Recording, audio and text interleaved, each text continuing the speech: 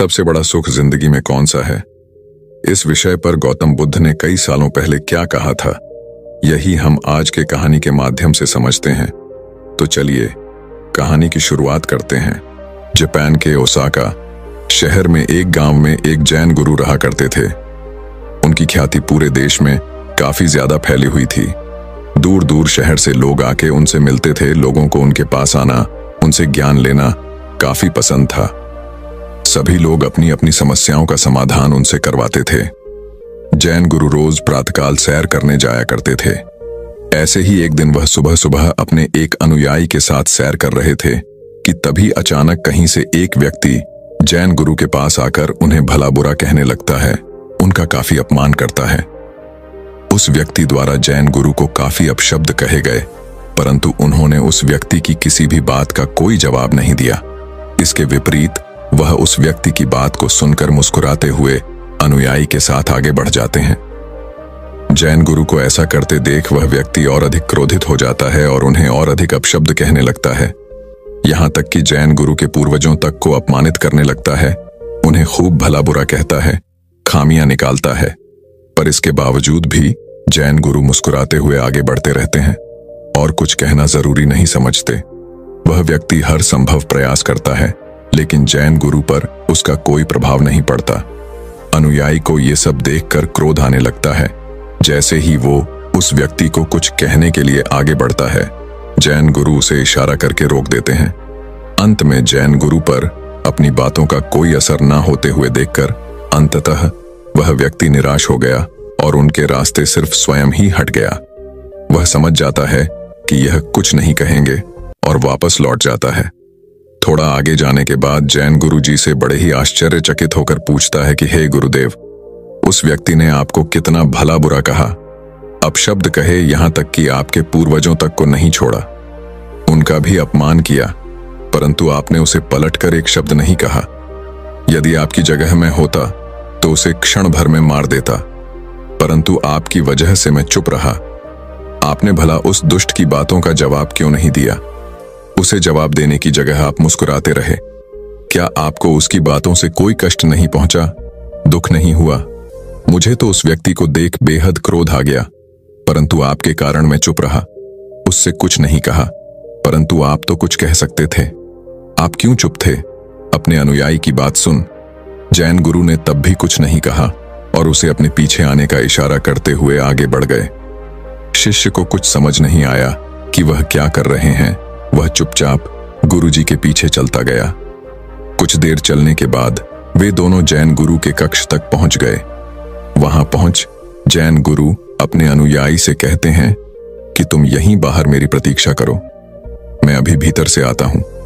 जैन गुरु अपने कक्ष में गए और वहां से कुछ अपने मैले कपड़े लेकर कुछ देर बाद बाहर आते हैं और उस अनुयायी को थमाते हुए कहते हैं कि लो, अपने कपड़े उतार कर इन्हें धारण कर लो। उन कपड़ों से अजीब सी दुर्गंध आ रही थी और वो बहुत ज्यादा गंदे थे। अनुयायी ने उन्हें हाथ में लेते ही दूर फेंक दिया। उससे वो दुर्गंध सही नहीं गई। जैन गुरु उस अनुयायी से कहते हैं कि क्या हुआ, तुम इन मैले कपड़ों को क्यों फेंक रहे हो? जाओ और उन्हें ग्रहण करके आओ।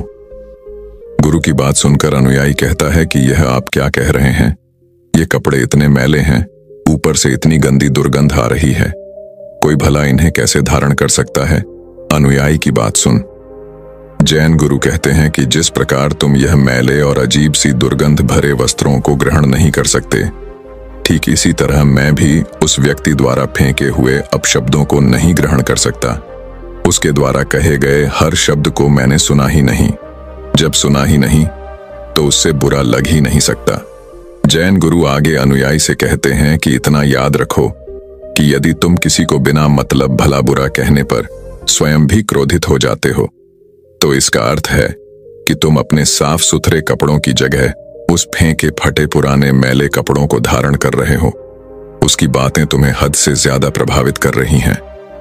यदि तुम उनको नहीं सुनोगे, उन सब पर ध्यान न देकर आगे बढ़ोगे, तो कोई भी तुम्हें क्रोध नहीं दिला सकता, न तुम्हारे मार्ग में बाधा बनकर आ सकता है। बस जरूरत है तो ऐसी चीजों से, लोगों से स्वयं को दूर रखने की, स्वयं को बिल्कुल दूर कर देने की। जब आपको इन बातों से फर्क पड़ना बंद हो जाएगा, तब आपका मन स्वयं ही शांत हो जाएगा।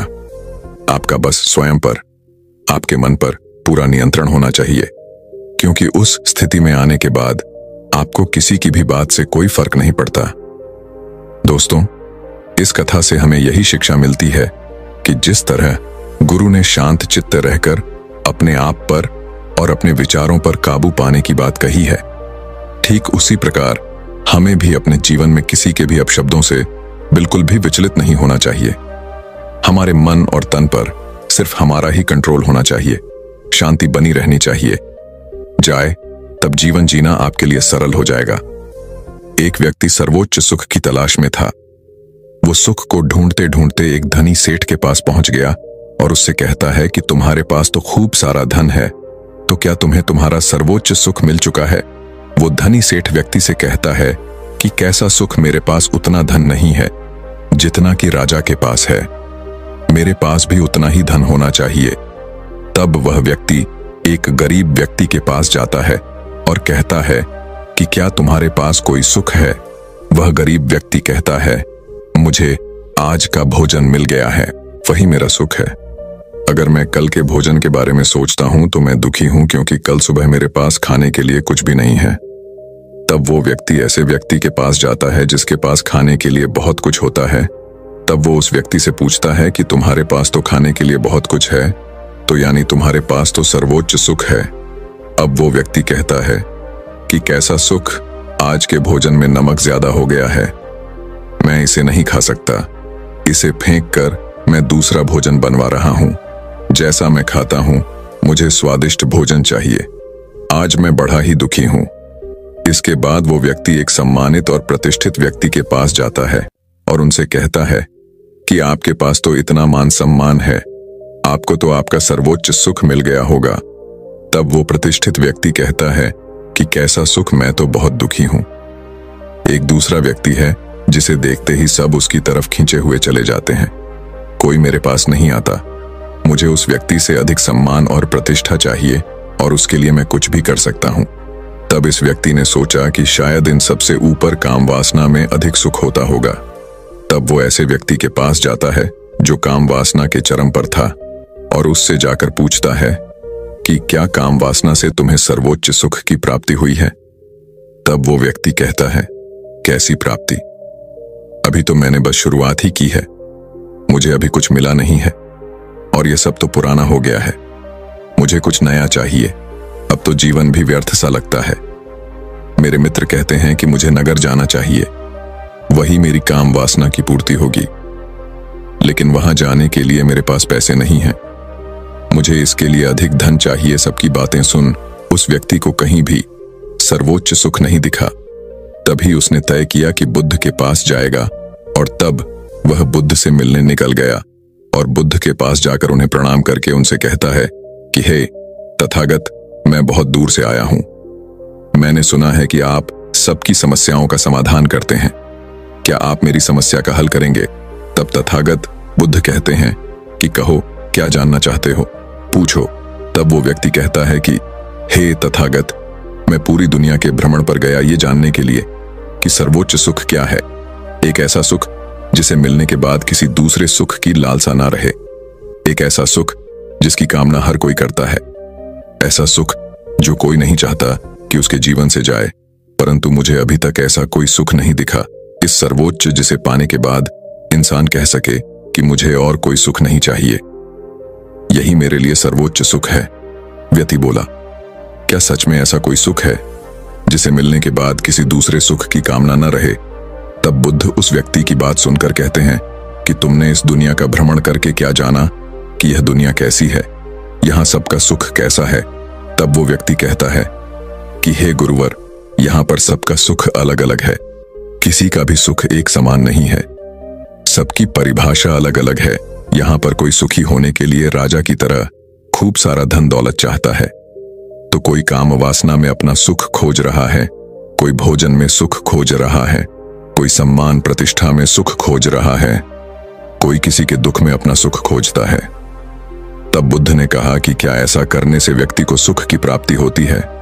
तब व्यक्ति कहता है कि हे बुद्ध, मैंने देखा जब मनुष्य अपने सुख तक पहुंचता है, जो वह चाहता है उसे मिलता है, तब वह मिलते ही वह पागल की तरह झूम उठता है। उसे इससे खुशी मिलती है, लेकिन वह सुख कुछ समय के लिए ही होता है। कुछ समय बाद इस सुख की महत्ता कम हो जाती है और फिर से वह सुख खोजने लगता है, और यही चक्र निरंतर चलता है, और सुख खोजने के लिए वह दुखी रहता है। वह व्यक्ति कहता है कि हे बुद्ध, यह कैसी दुनिया है जो सुखी होने के लिए दुख को खोज रहा है। तब बुद्ध मुस्कुराने लगते हैं, पर कहते हैं, एक बात बताओ, क्या जो राजाओं की तरह धन दौलत चाहता है, क्या उसके पास धन और दौलत की कमी है? और जो काम वासना को चाहता है, उसके पास काम वासना की कमी है? और जो स्वादिष्ट भोजन चाहता है, क्या उसके पास 2 वक्त के भोजन की कमी है? तुमने देखा कि इनके पास किसी भी चीज की कोई कमी नहीं है, फिर भी यह सब दुखी है, और इसका कारण यही है कि इन सबको अपना सुख नहीं दिखता। बस कुछ दिखता है तो बस कमी। दूसरे के पास जो है उसे पाने में सुख नहीं, बल्कि सुख का मजा तो तब आता है जब आपके पास सब कुछ हो। उसका भरपूर आनंद लेकर जीने में हम अपनी आंखों से दुनिया देख सकते हैं, प्रकृति का सौंदर्य देख सकते हैं, दूसरों की भावनाओं को पढ़ सकते हैं, लेकिन हम अपनी आंखों से देखते क्या हैं? हम केवल वासना को ही देखते हैं। एक ऐसी वासना जो केवल सुख का लालच देकर दुख की ओर ले जाती है। तब हम फिर से दुखी हो जाते हैं। तब वो व्यक्ति कहता है कि हे बुद्ध, क्या कोई ऐसा सर्वोच्च सुख है जो जीवन में यदि एक बार आए तो जीवन में दोबारा किसी अन्य सुख की जरूरत महसूस ना हो, तब हम पूर्ण रूप से संतुष्ट होकर जीवन को जी सके। तथागत बुद्ध कहते हैं कि कामना यही तो हमारे दुख को जन्म देती है, क्योंकि कामना हमारे स्वार्थ से भरी होती है। इसलिए कामना करते ही दुख स्वतः उत्पन्न होने लगता है। कभी यह दुख जल्दी आ जाता है तो कभी सुख के पीछे, लेकिन आता जरूर है। इस दुनिया में सर्वोच्च सुख जैसा कुछ नहीं होता। सुख कितना ही बड़ा क्यों ना हो, उसके पीछे दुख हमेशा रहता है। और एक सुख तुम्हारे लिए सर्वोच्च हो सकता है, जबकि यही सुख दूसरे के लिए छोटा भी हो सकता है। जहां भी तुम सुख की कामना करोगे, वहां तुम्हें दुख अवश्य मिलेगा, और जहां तुम्हें दुख मिलेगा वहां सुख अवश्य आएगा। यदि तुम दुख से मुक्त होना चाहते हो तो तुम्हें सुख से भी मुक्त होना पड़ेगा। आज तुम दुखी हो क्योंकि तुमने सर्वोच्च सुख की कामना कर रखी है, लेकिन यदि तुम अपने सर्वोच्च सुख के दुख को जाने दोगे तो तुम आज अभी सुख का अनुभव करोगे। लेकिन याद रहे, सुख का लालच ही दुख का कारण होता है। इसलिए अपने आप को तुम सत्कर्मी बनाओ, सतधर्मी बनाओ। तुम्हारे सत्कर्म ही तुम्हें सुख और दुख दोनों से ही मुक्त करेंगे। जब तुम दोनों से मुक्त हो जाओगे तो ठीक वैसे ही बन जाओगे जैसे कीचड़ में कमल का फूल खिलकर भी कीचड़ से रूपता रहता है। तब वो व्यक्ति कहता है, बुद्ध आप बिल्कुल सही कहते हैं, मैं व्यर्थ ही सर्वोच्च सुख के पीछे भाग रहा था और उसके पीछे भागकर अपने दुख को उत्पन्न कर रहा था, जबकि इसकी कोई जरूरत नहीं थी। अब मैं भी संकल्प और सद्धर्म के मार्ग पर आगे बढ़ूंगा। तो दर्शकों, चलिए अभी इसी विषय पर अगली कहानी की शुरुआत करते हैं। दोस्तों, इस दुनिया में ताकतवर को ही नियति के यहाँ जगह मिलती है, कमजोरों की यहाँ कोई जगह नहीं। यह बात आपने सुनी ही होगी और इस बात से आप भली भांति परिचित भी होंगे। इस बात में कोई शक नहीं कि पुराने जमाने में जो लोग हुआ करते थे वह आज के जमाने की इंसानों से कहीं ज्यादा ताकतवर थे। और ऐसा इसलिए है क्योंकि वे लोग जिंदा रहने के लिए खाना खाते थे और आजकल के लोग सिर्फ जीभ के स्वाद के लिए खाना खाते हैं। आप एक और तथ्य से वाकिफ होंगे कि एक रोटी से 10 गुना ज्यादा ताकत आटे में होती है, आटे से 10 गुना अधिक ताकत दूध में होती है, और दूध से 8 गुना अधिक ताकतवर मांसाहार होता है, और मांसाहारी से 10 गुना ज्यादा ताकतवर घी में होती है। लेकिन यदि आप आज के समय पर देखेंगे, यदि किसी व्यक्ति को घी खाने के लिए कह दिया जाए तो वह ज्यादा से ज्यादा 1 चम्मच ही उसका सेवन कर सकता है, उसके ऊपर वह नहीं खा पाएगा। लेकिन यदि हम पुराने जमाने के इंसानों की बात करें तो उस समय पर घी उनका सर्वश्रेष्ठ भोजन होता था। आपने महाराजा महाराणा प्रताप के बारे में तो सुना ही होगा। वह जितना वजन लेकर युद्ध भूमि पर लड़ते थे, उतना वजन तो आज के 4 आदमी भी उठा नहीं पाएंगे। इसीलिए कहा जाता है कि तब के जमाने के लोग सचमुच जीवन जीते थे और आज के लोग तो केवल जबरदस्ती इस जीवन को जी रहे हैं।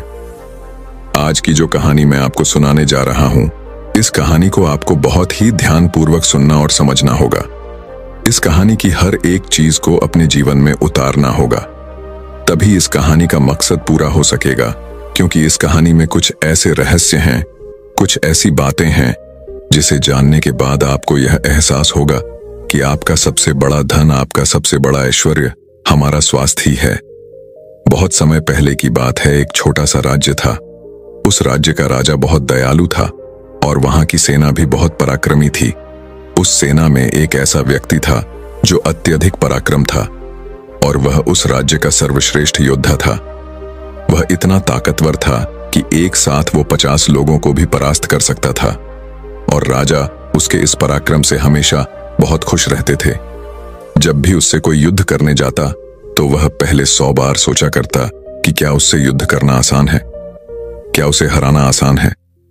हर कोई जानता था कि वह बहुत शूरवीर है, बहुत ताकतवर है, इसलिए उसे हराना लगभग असंभव था। वह अपने राजा के लिए हमेशा तत्पर रहता, अपने राज्य के राजा के लिए, अपनी प्रजा के लिए जो कुछ अच्छा होता वह उसे अवश्य करता। एक बार की बात है, वह मशहूर योद्धा अपना पराक्रम दिखा रहा था। उसी वक्त उसके दोनों पुत्र वहां पर आए हुए थे। राजा ने उसके दोनों पुत्र को देखा और राजा के मन में यह प्रश्न आया कि आने वाले समय में हमारे राज्य के लिए इनमें से सबसे सर्वश्रेष्ठ योद्धा कौन होगा, हमारे राज्य के लिए योग्य कौन होगा। यह बात जब उस योद्धा के कानों में पड़ी तो वो अत्यधिक चिंतित हो गया। उस योद्धा के 2 पुत्र थे। जो बड़ा वाला बेटा था वह हर चीज का हुनर सीख चुका था, फिर चाहे वह तलवारबाजी हो, लोगों से बोलना हो, आग से खेलना हो, हर तरफ की 4 बारी से वह संपूर्ण था। उसे जो कुछ भी सिखाया जाता वह उसे सीखने में निपुण था। वह बहुत जल्द उस विद्या को, उस कला को सीख जाता था। हर कोई यही कहता कि अगला योद्धा यही होगा, यही हमारे राज्य के लिए सर्वश्रेष्ठ योद्धा बन सकता है।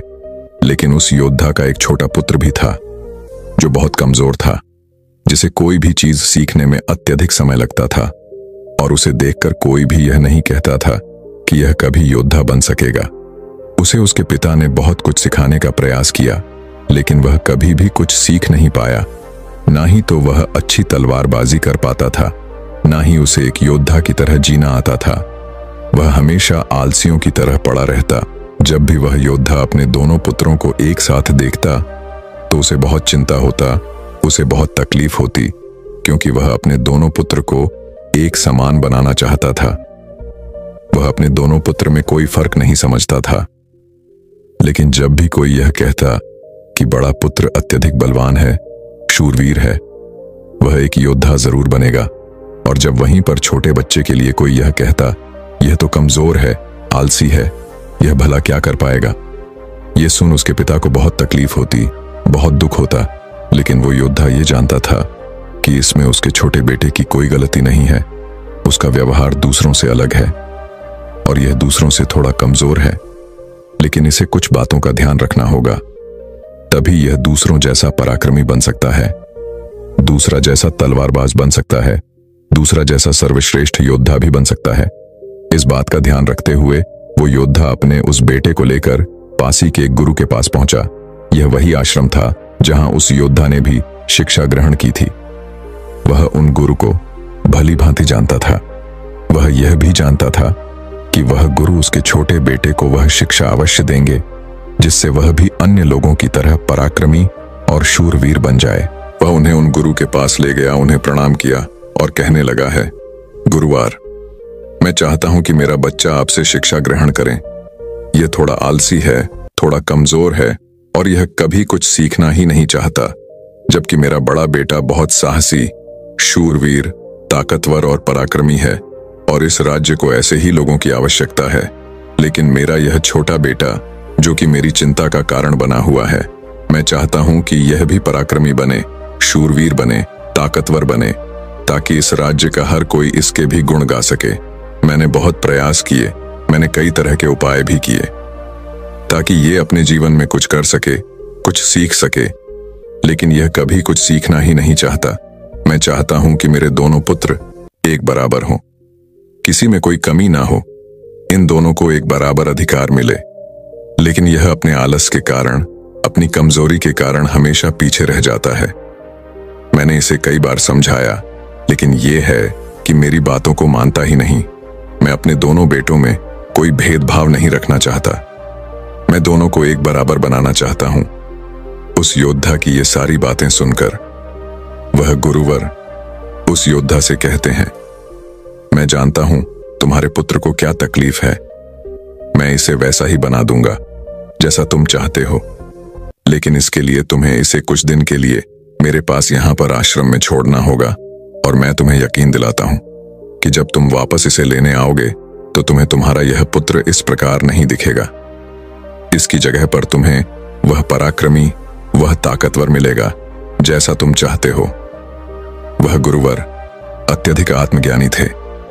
वह उस योद्धा के पुत्र को देखकर यह समझ चुके थे कि उसे क्या तकलीफ है और उसे किस तरह से ठीक किया जा सकता है, उसे किस तरह से पराक्रमी बनाया जा सकता है, क्योंकि आखिर वह एक ऐसे योद्धा का पुत्र है जिसे अभी तक कोई हरा नहीं सका था। बस उसे इस बात का एहसास करवाना ही काफी था।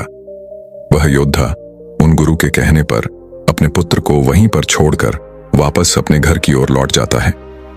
उसके बाद उस योद्धा का वह पुत्र एक शिष्य बनकर उन गुरु के आश्रम में रहने लगता है। वहां के सारे कामकाज करने लगता है। वहां पर वह सीखने लगता है, समझने लगता है, और इसी प्रकार कई दिन बीत जाते हैं। और एक दिन सही समय आने पर वह गुरु उस योद्धा के पुत्र से कहते हैं, चलो आज मैं तुम्हें कुछ दिखाना चाहता हूं।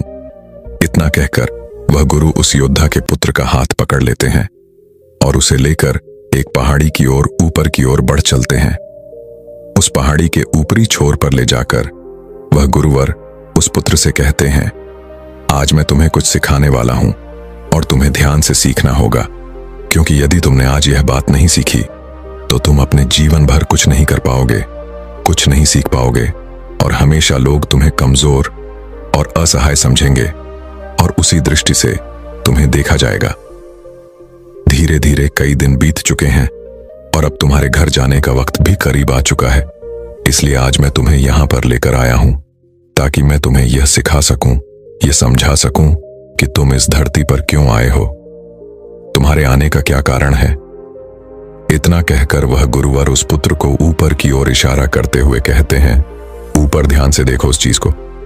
उस चील ने अपने पंजों में अपना नवजात शिशु रखा हुआ है। वह चीज ऊपर की ओर उड़ती चली जा रही थी, इतनी ऊंची जा रही थी कि बादलों को चीरकर वह ऊपर बढ़ती ही चली जाती और वहां पर जाकर वह अपने बच्चे को छोड़ देती।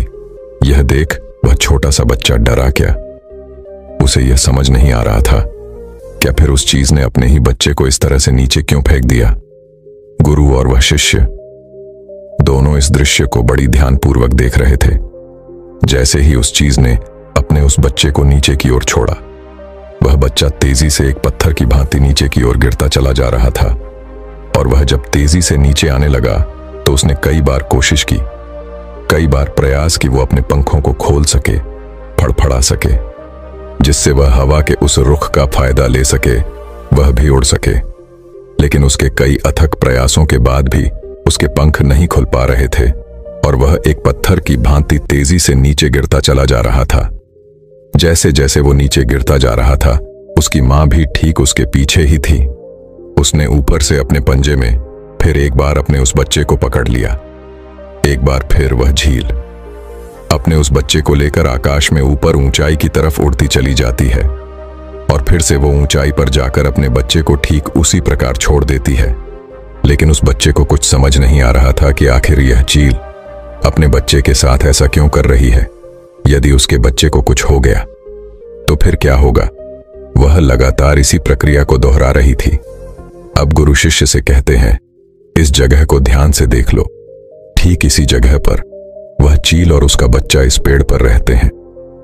तुमने एक बात की और गौर किया कि इस पेड़ पर तुम्हें अनेकों फूल देखने को मिल रहे होंगे, लेकिन जहां पर यह चील और इसका बच्चा रहता है वहां पर तुम्हें एक भी फूल नजर नहीं आएंगे, क्योंकि फूल बड़े ही कोमल होते हैं और वह चील चाहती तो इन फूलों को अपने साथ जहां पर वह रहती है उसे रख सकती थी।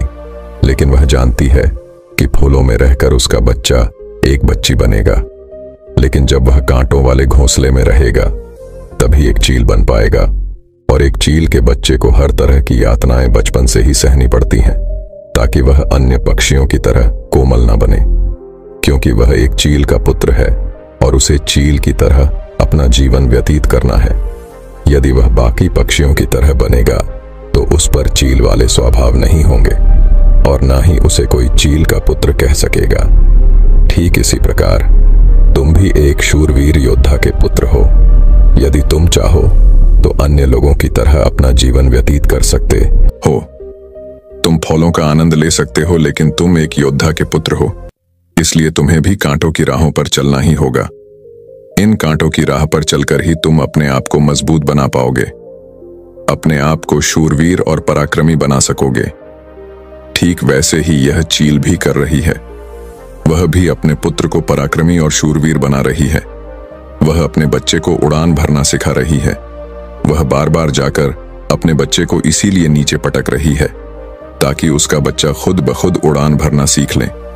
जब भी चील किसी को जन्म देती है तो वह उसे वही सिखाना चाहती है जो उसने सीखा है। वह एक चील होने का उसे एहसास कराना चाहती है। किंतु यदि वही पुत्र किसी और पक्षी के घर पर जन्म लेता तो उसे इस तरह की यातनाएं सहनी नहीं पड़ती। उसे इस तरह से किसी भी क्रियाओं से ना गुजरना नहीं पड़ता। वह फूलों के घोंसले में रह सकता था। वह फूलों में पैदा होता और फूलों में ही खत्म हो जाता। लेकिन चील के बच्चे का एक नियम होता है, एक नीति होती है कि नियति उसे तभी जिंदा रखेगी जब वो पराक्रमी होगा, शूरवीर होगा और उसे वो सारे हुनर, वो सारे पराक्रम सीखने ही होंगे।